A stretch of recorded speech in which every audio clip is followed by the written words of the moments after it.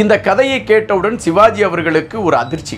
காரணம், சிவாஜி அவர்கள் அந்த காலகட்டங்களில் தொடர்ச்சியாகவே ஆக்ஷன் படங்களில் நடித்து கொண்டிருந்த காலகட்டம். 25,000 ரூபாய் கொடுத்து எழுதப்பட்ட கதை கன்னடத்திற்கு 35,000 ரூபாய்க்கு விற்கப்பட்டு திரும்பி தமிழகத்திற்கு வருகின்ற பொழுது 2 லட்சமாக உயர்ந்து விட்டது.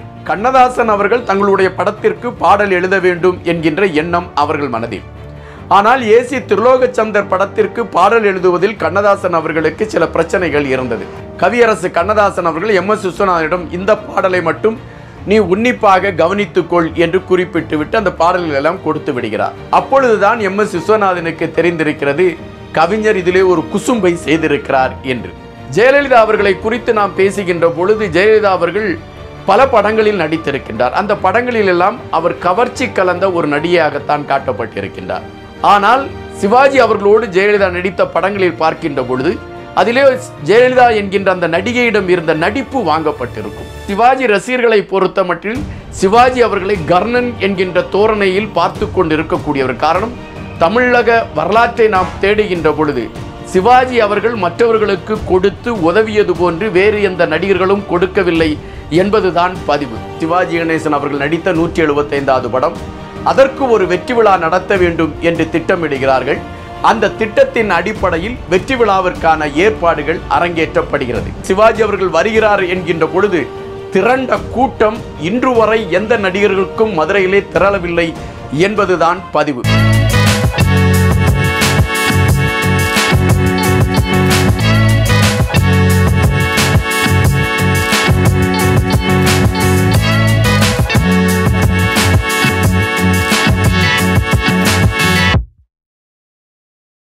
வணக்கத்துடன் ரைஸ் நல்ல சினிமா நேயர்களே, நான் உங்கள் இன்பா.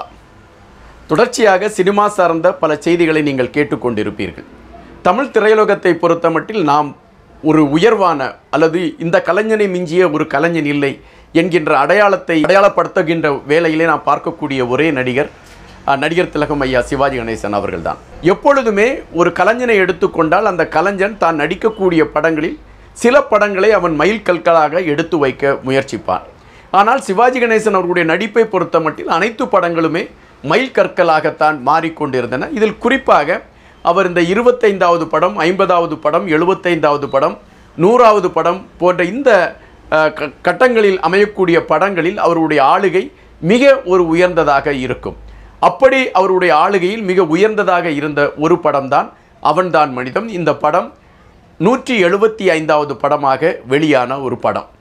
இந்த படம் உருவான தகவல்கள், இந்த படத்தின் பின்னணியில் இருந்த கதை, இந்த படத்தின் வெற்றி விழா எப்படி நடைபெற்றது, அந்த வெற்றி விழாவில் சிவாஜி அவர்களுக்கு கிடைத்த வரவேற்பு என்ன போன்ற பல தகவல்களை நீங்கள் இந்த காணொளி முழுவதும் பார்க்கலாம். அவன்தான் மனிதன் இந்த படத்தின் கதை எழுதியவர் கதாசிரியர் ஜி பாலசுப்ரமணியம். 1970 காலகட்டங்களில் 100 என்கின்ற தயாரிப்பாளர் ஜி பாலசுப்ரமணியம் அவர்களிடம் எனக்கு ஒரு படம் தயாரிப்பதற்காக நான் முயற்சி செய்து கொண்டிருக்கின்றேன். குறிப்பாக சிவாஜி அவர்களை நடிக்க வைத்து அந்த படத்தை எடுக்க வேண்டும் என்பது என்னுடைய நீண்ட நாள் ஆவல். எனவே நீங்கள் அதற்கு தகுந்தது போல ஒரு கதையை எனக்கு கொடுத்தீர்கள் என்றால் அந்த படத்தை நான் தயாரிப்பதற்கு சிறப்பாக இருக்கும் என்று கேட்கின்றார். அப்பொழுது ஜி பாலசுப்ரமணியம் ஒரு கதையை சொல்கின்றார். அந்த கதை, ஒரு பெரிய பணக்காரன் அவனுடைய கையில் இருந்த அனைத்து சொத்துக்களுமே மக்களுக்கு வாரி வாரி வழங்கக்கூடிய ஒரு கதாபாத்திரம். கடைசியில் அந்த மனிதன் ஒன்றுமில்லாமல் தன்னுடைய வாழ்வை முடிக்கக்கூடியதான ஒரு கதை. இந்த கதையை கேட்டவுடன் 100 அவர்களுக்கு ரொம்பவும் பிடித்து விட்டது. உடனடியாக 25,000 ரூபாய் அந்த கதைக்காக கொடுக்கப்படுகிறது. இந்த 25,000 ரூபாய் கொடுத்து பாலசுப்ரமணியத்திடம் அந்த கதையை உரிமையை பெற்றுக்கொள்கின்றார் தயாரிப்பாளர் 100 அவர்கள். அதன் பின்பு பாலசுப்ரமணியம் அவர்களும் 100 அவர்களும் சிவாஜி அவர்களை போய் சந்திக்கின்றார்கள். சிவாஜி அவர்களை சந்தித்து, இப்படி ஒரு கதை இருக்கிறது, அந்த கதையை நீங்கள் கேளுங்கள், நான் தயாரிப்பதாக இருக்கிறேன், கே சங்கர் இயக்கலாம் என்று நாங்கள் திட்டமிட்டு இருக்கிறோம் என்று குறிப்பிடுகின்றார்கள். சிவாஜி அவர்களும் பாலசுப்ரமணியம் அவர்களுடைய எழுத்து திறமையின் மேல் சிவாஜி அவர்களுக்கு பெரும் நம்பிக்கை உண்டு. எனவே ஒரு அற்புதமான கதையை பாலசுப்ரமணியம் கொண்டு வந்திருக்கிறார் என்ற கணக்கீட்டில் அந்த கதையை கேட்கிறார். கதையை கேட்கின்ற பொழுது அந்த கதையில் சோகம் பெருவாரியாக நிழலாடுகிறது. கதை ஆரம்பித்த சில நிமிடங்களிலே கதாநாயகி மரணத்தை தழுவி விடுகிறார். அதன் பின்பு கதாநாயகனுடைய மகள் மரணத்தை தழுவி விடுகிறார். கதாநாயகன் இரண்டாவது காதலிக்கக்கூடிய பெண் இன்னொருவருடைய மனைவியாக மாறிவிடுகிறார். கடைசியில் கதாநாயகன் ஒன்றுமில்லாமல் மரணத்தை தழுவி விடுகிறார். இதுதான் கதை. இந்த கதையை கேட்டவுடன் சிவாஜி அவர்களுக்கு ஒரு அதிர்ச்சி. காரணம், சிவாஜி அவர்கள் அந்த காலகட்டங்களில் தொடர்ச்சியாகவே மிகவும் அழகாக இளமையாக ஒரு ஆக்ஷன் படங்களில் நடித்து கொண்டிருந்த காலகட்டம்.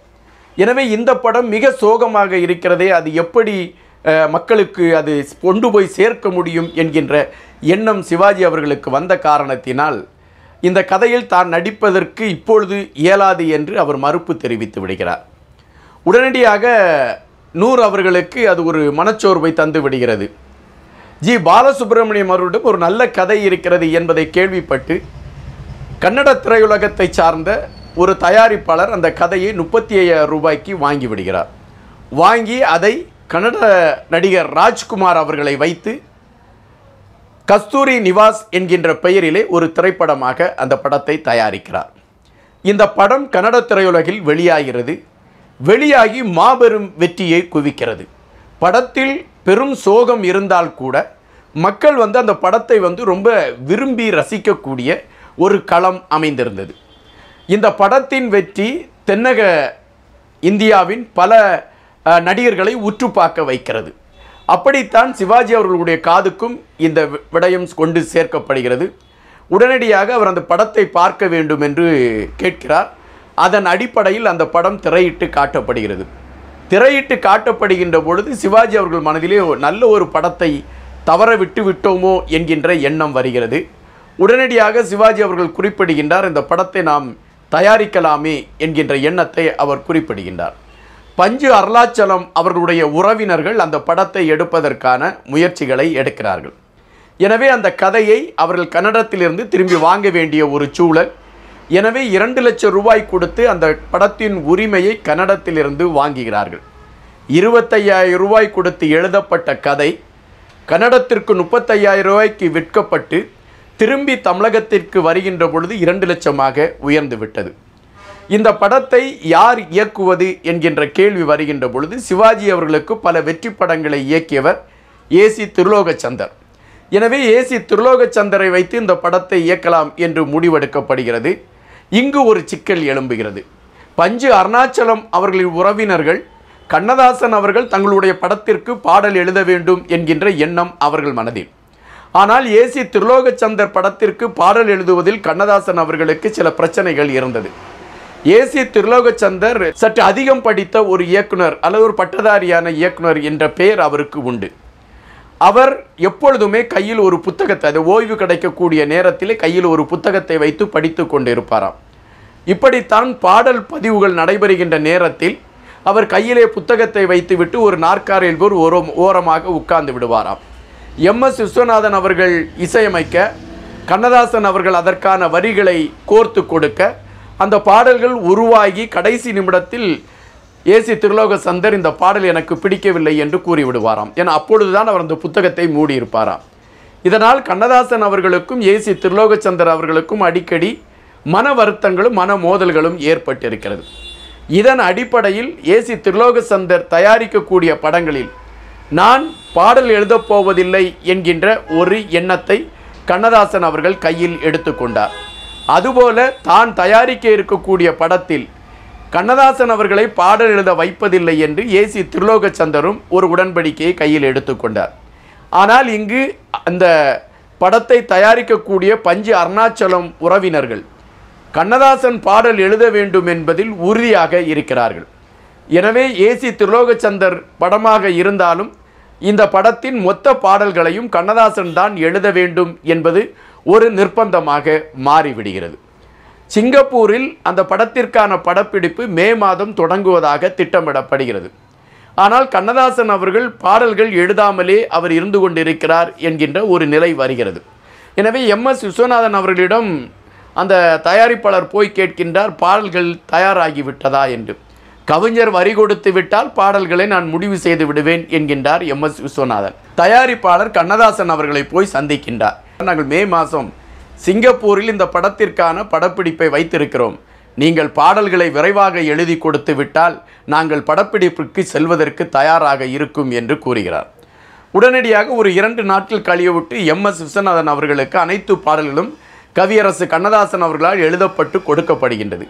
அப்படி கொடுக்கப்படுகின்ற ஒரு பாடலை மட்டும் கவியரசு கண்ணதாசன் அவர்கள் MS விஸ்வநாதனிடம் இந்த பாடலை மட்டும் நீ உன்னிப்பாக கவனித்துக்கொள் என்று குறிப்பிட்டு விட்டு அந்த பாடல்கள் எல்லாம் கொடுத்து விடுகிறார்.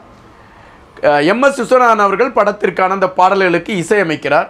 இசையமைக்கின்ற பொழுது கவிஞர் இந்த ஒரு பாடலை மட்டும் நீ உன்னிப்பாக கவனித்துக்கொள் என்று சொன்னாரே என்று அந்த பாடலை அவர் மீண்டும் மீண்டும் கேட்கின்றார். அப்படி கேட்கின்ற பொழுது அந்த பாடல் வரிகள் முடிகின்ற பொழுது மே மே மே என்று முடிகின்றதை அவர் பார்க்கின்றார். அன்பு நடமாடும் கலைக்கூடமே என்று அது கடைசி வரை மே மே என்றே முடியும். அப்பொழுதுதான் MS விஸ்வநாதனுக்கு தெரிந்திருக்கிறது கவிஞர் இதிலே ஒரு குசும்பை செய்திருக்கிறார் என்று. அது என்னவென்றால் தயாரிப்பாளர் மே மாதம் சிங்கப்பூருக்கு செல்ல வேண்டும் என்று சொன்னதை மனதில் வைத்து கொண்டு அனைத்து வரிகளிலும் மே மே என்று முடிக்கின்ற வகையிலே எழுதியிருக்கிறார் என்று அவர் MS விஸ்வநாதன் அவர்கள் அதை புரிந்து கொண்டார். இதன் பின்பு ஆட்டுவித்தால் யாரொருவன் ஆடாதோரோ கண்ணா இந்த பாடலை குறித்த செய்திகள் பல உண்டு.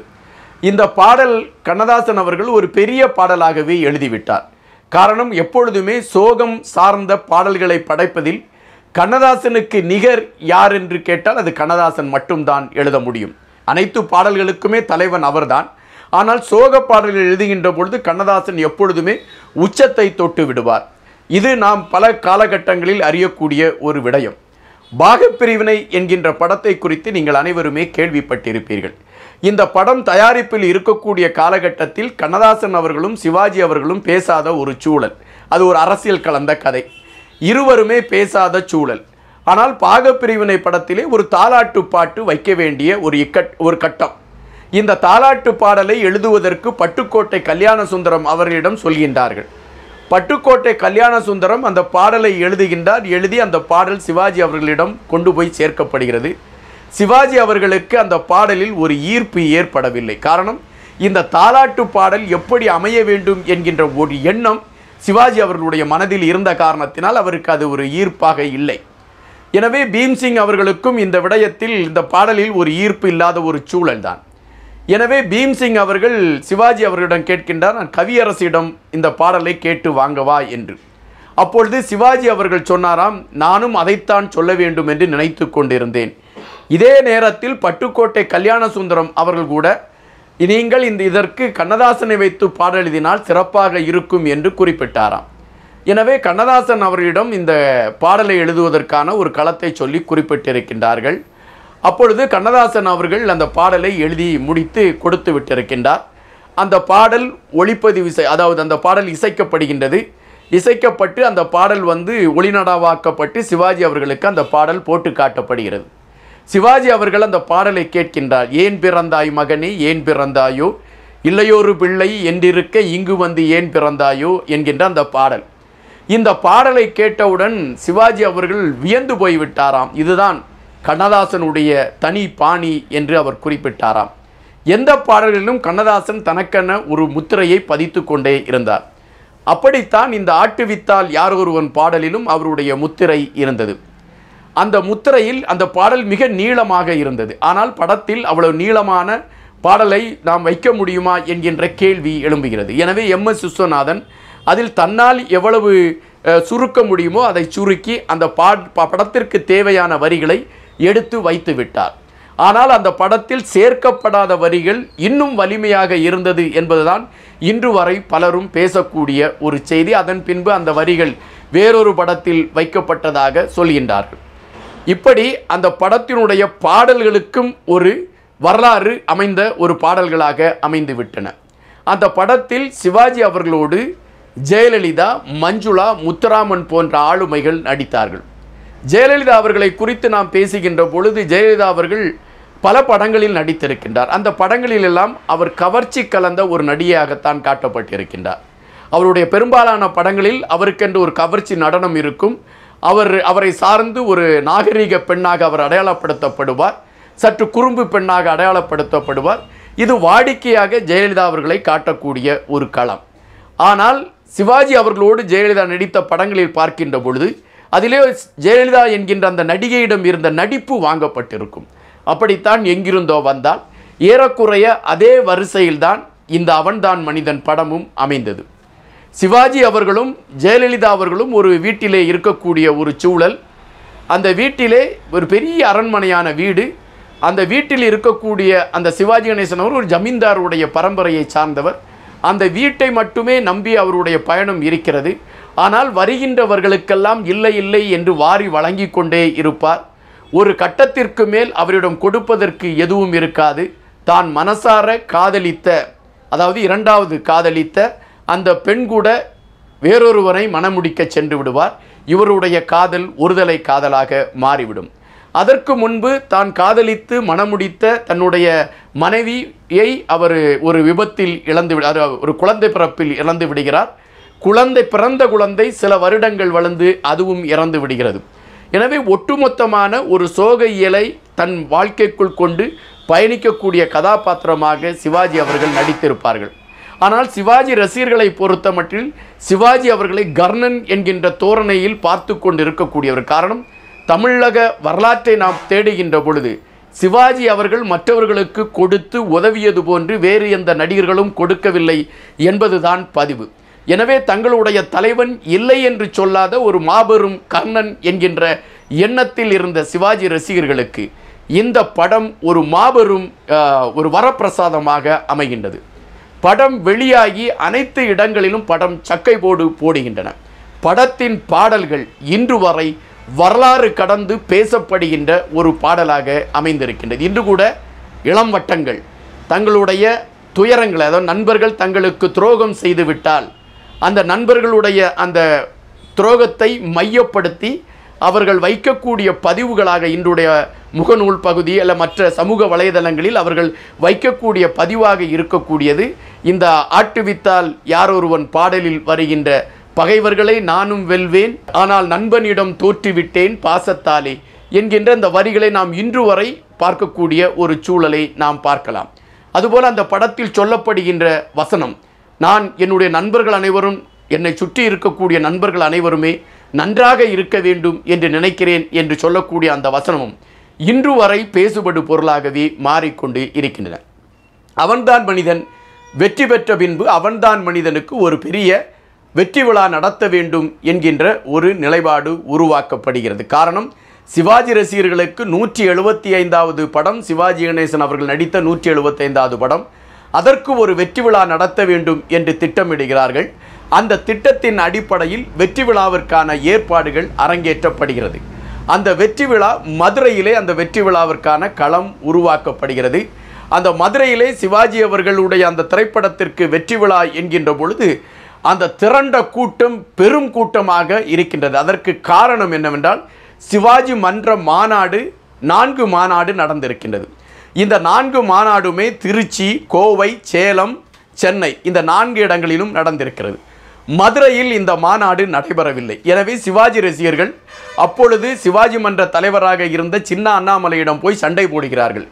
நீங்கள் 4 நகரங்களில் மாநாடு நடத்திவிட்டீர்கள், ஆனால் எங்களுடைய ஊரிலே நீங்கள் அந்த மாநாடை நடத்தவில்லை. மதுரை தான் எப்பொழுதுமே சிறப்பான ஒரு பகுதி. எனவே நீங்கள் அந்த இடத்தில் நீங்கள் மாநாடு நடத்த வேண்டும் என்று சண்டை போடுகிறார்கள். உடனே சின்ன அண்ணாமலை சொல்கின்றார், நீங்கள் கவலையை விட்டு விடுங்கள், அண்ணன் நடிப்பில் உருவாகக்கூடிய அவன்தான் மனிதன் 175வது படமாக வெளியாகிறது. அந்த படத்தின் வெற்றி விழாவை நாம் மதுரையிலே பிரம்மாண்டமாக கொண்டாடி விடலாம் என்று அவர் அதற்கு இசைவு கொடுக்கின்றார். அதன் அடிப்படையில் தான் இந்த மதுரையிலே இந்த விழா கொண்டாடப்பட்டது. இந்த விழாவில் சிவாஜி அவர்கள் கலந்து கொள்வதற்கு முன்னால் பெருந்தலைவர் காமராஜ் அவர்களுடைய சிலையை திறந்து விட்டுதான் இந்த விழாவில் கலந்து கொண்டிருக்கின்றார். சிலையை திறந்து வைத்துவிட்டு சிவாஜி அவர்கள் வருகிறார் என்கின்ற பொழுது திரண்ட கூட்டம் இன்று வரை எந்த நடிகர்களுக்கும் மதுரையிலே திரளவில்லை என்பதுதான் பதிவு.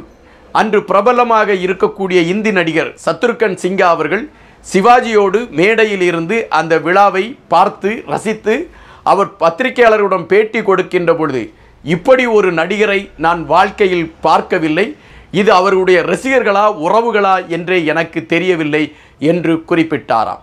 அவன்தான் மனிதன் ஒரு வரலாற்று பதிவு என்பதை மீண்டும் மீண்டும் நிரூபித்துக் கொண்டிருக்கிறது. அது டிஜிட்டலில் வெளியான பின்னும் தொடரும் சிவாஜியின் சாதனைகள் என்பதைத்தான் இந்த திரைப்படம் பறைசாற்றிக் கொண்டு இருக்கிறது. நன்றியுடன் இன்பா. சிவாஜி அவங்கள மையப்படுத்தி அரசியல், அவங்களுடைய குடும்பம், திரை இதுகளை மையப்படுத்தி நம்ம தொடர்ச்சியாக காணொலிகளை வெளியிட்டிருக்கிறோம். இந்த காணொலிகளில் நிறைய நீங்கள் அறியாத பல தகவல்களை நாங்கள் அதில் சொல்கிறோம்.